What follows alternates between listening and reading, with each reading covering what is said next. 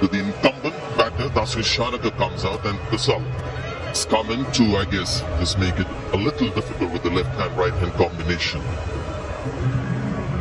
In that tied match, the last match that these two teams played against each other was a bilateral game. Sri Lanka in the super over just got 2 runs. And India won the game, so they will be hoping more of the same. And you feel like super over, you kind of need in that 12-13 range or above, just to put some pressure on the opposition, to make sure that... That's a he's got a wicket first ball. Rinku Singh takes a catch. So this is a good start for India. Yes, batting first is a little more difficult because you're just not sure. You're not sure, and it's just sliced off the batter touch. Perfect field placement. They went wide, trying to take the power of the leg side away from Kusal Pereira. Big boundary on the offside. Rinku Singh on as a substitute. He's a very good fielder. And Kusal Pereira just last one delivery in the super over, and he is gone. Sri Lanka have only faced 1 ball. They've got 5 to go and only 1 wicket left. It is strange kind of decisions made around the batting order. Still no Pathum Nissanka. They can't afford to lose 1 more wicket. They've sent in Kamindu Mendes, unless there's something Sana Jayasuriya knows that we don't. Charita Srilanka, the captain as well. He's a good player in this kind of a situation. There's Pathum Nissanka. And here's Ajdeep, the super over.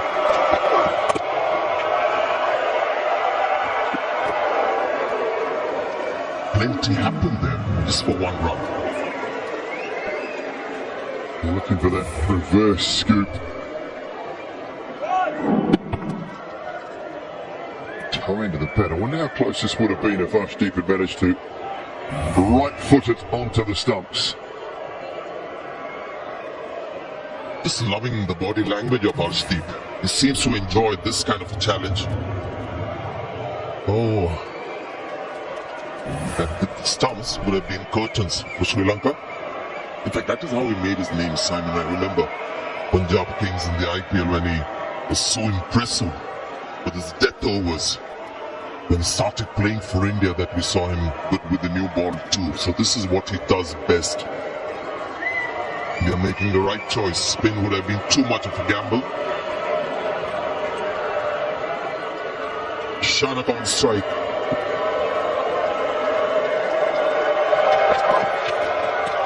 This is a brilliant so far from Arshdeep. That really is superb. And Shanaka should know what Arshdeep's trying to do here though. So he's got to allow himself to open the blade and go maybe a point region or even fine of the deep third that's in place. Open that blade up, get yourself across to off stump a little bit more. You should know what Arshdeep's trying to do. If Arshdeep then looks to go straight, he can just dink it round the corner. What a crowd, what a game as well. Just playing deft touches is something that batters just feel the pressure of the situation. They're going to be wide, so India stuck with that tactic, and they're going to test Dasu Shanaka whether he overs in T20 cricket. And there was 2 in the 1 series against New Zealand in 2020. And 1 tied up after the super over. They beat Afghanistan and Sri Lanka in 2024 as well.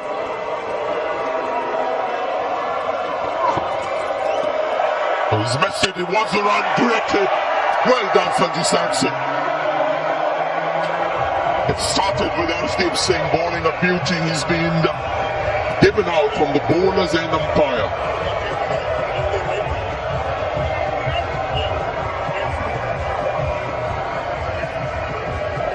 Well, that has been a superb super 4 deliveries from Arshdeep. There's a wide in there. I mean, I don't know what is going on here because he hasn't nicked it. It's gone nowhere TV near the umpire bat. to director. But dead eye. We have behind a the stuff player that Sanju review Samson, from like a got behind, 10-pin ball, given out. wasn't it? I checked fit, it's a fair delivery. Was in the frame. Well, he raised his finger there, but we saw the bowler and umpire as well raise his finger. So they're actually trying to figure out which batter is out. Because something got the bowler and umpire to raise his finger, so there is something before that. Was it given out, caught behind, and is that being reviewed? So it's about which batter is out.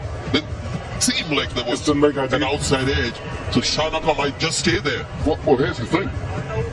If he's been given out at the bowler's end, Ball pass is very close to the bat. Can I have Alteis?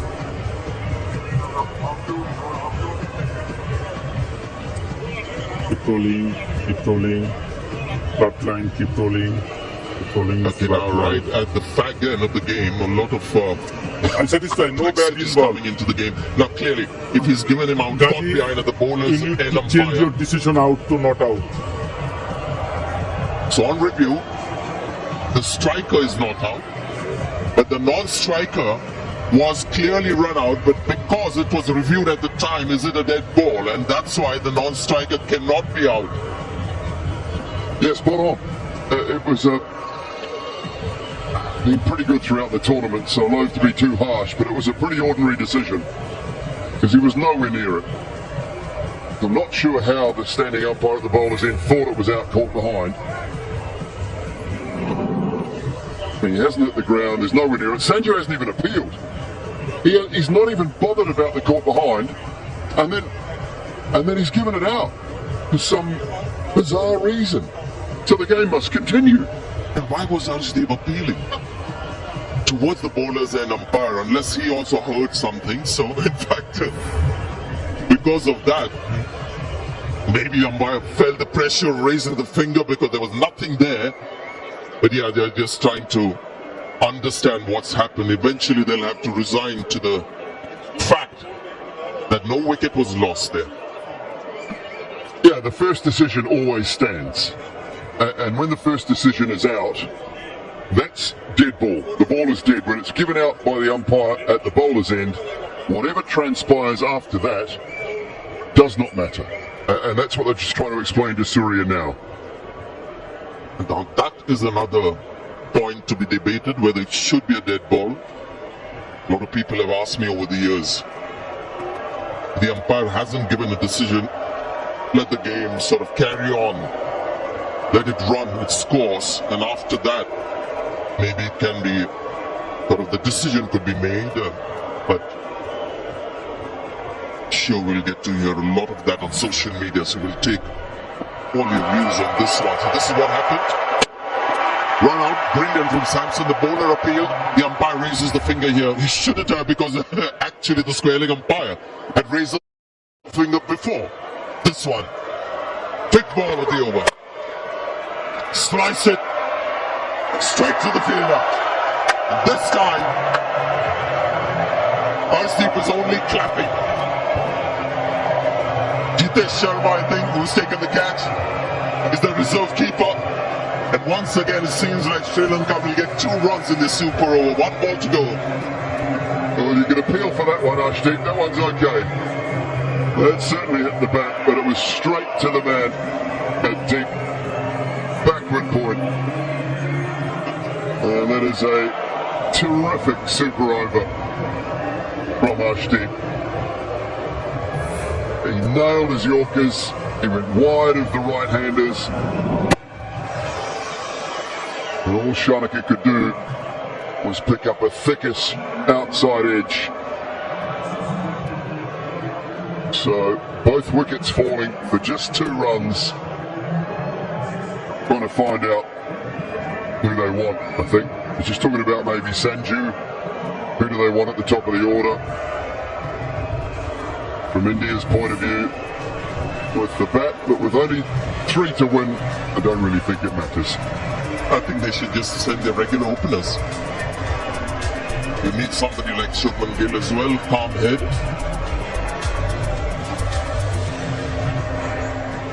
The Abhishek Sharma will find this a little difficult to do. Just 3 runs to win in an over.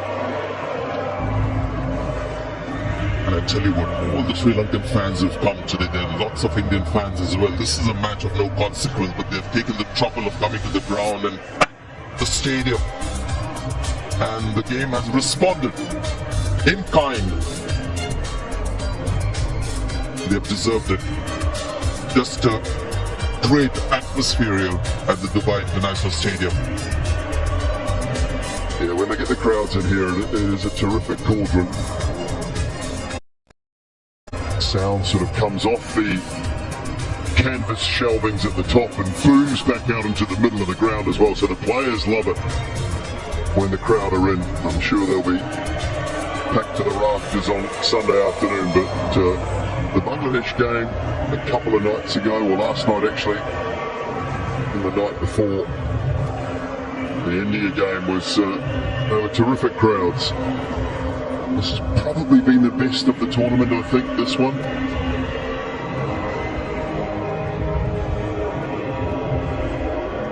So, it's not a new ball to be used in this super over. They'll use one that's come out of the box of balls. It's not bowled 20 overs, but somewhere in that, I think 10 to 15 over mark, somewhere around about there. Something that's not too scuffed up, relatively white, but certainly not shiny, and towards the newer end of a 20 over game.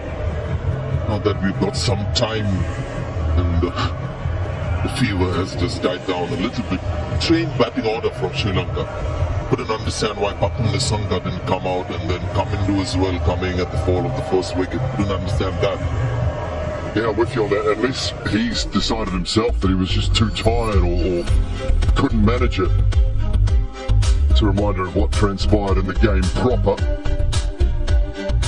Super over, India will require 3 to win, but yeah, I mean, it could have only been his decision, I think, Sanjay. I don't think there's any other way to look at it. The man has just hit a blistering 100, a magnificent innings. Look, I can't manage it. I'm too tired, but yeah, it was an interesting batting order.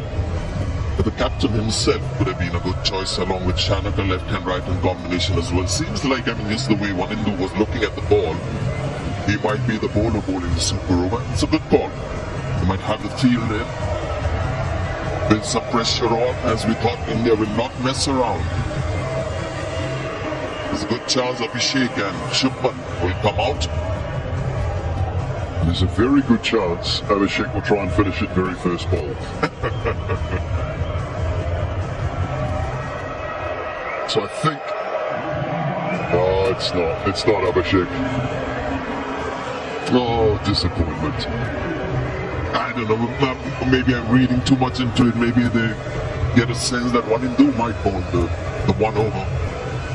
Might as well go and have a crack at it.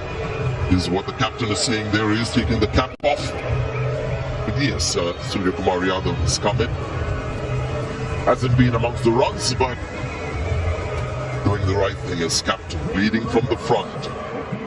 He looks very relaxed, and India not really worrying about the left-hand, right-hand combination. Well, maybe they're superstitious as well, Sanjay, a little bit, because the tied game that Sri Lanka and India played, the last one, it was Surya Kumar Yadav who came out and opened the batting and hit the first ball for 4 when they were chasing 3. Just amazing coincidences. Can you imagine the last game between these two teams was a tie? Super over. Sri Lanka batted first, got 2 runs, and same opening pair. Can you imagine? Shubman Gill hasn't played before this Asia Cup tournament, the T20 matches. It was Shreyas Iyer who was in the team. So Shubman Gill has come in. So amazing coincidences. Let's see whether that happens too. Julie, whether the first ball gets hit for 4. I expect a field that's going to put all kinds of pressure on Surya Kumar Yadav, as you would expect. So now they've got 5 fielders for a dab, for a single, and they'll be right up to save the single. But if they look to play the big shot on the leg side, they've got 3 boundary riders. Nobody on the offside, 3 on the leg, 1 straight down at long off. and 5 fielders inside the circle. You'd suggest that the field is set to bowl wrong-ins. Does Srilanka have the wherewithal to maybe bowl a slow leg spinner to start? Class of the man. Won't go all the way, but very calmly done. And that might just equal. That's 3 runs. India won. Wow. Look at Surya. How easily he's done it.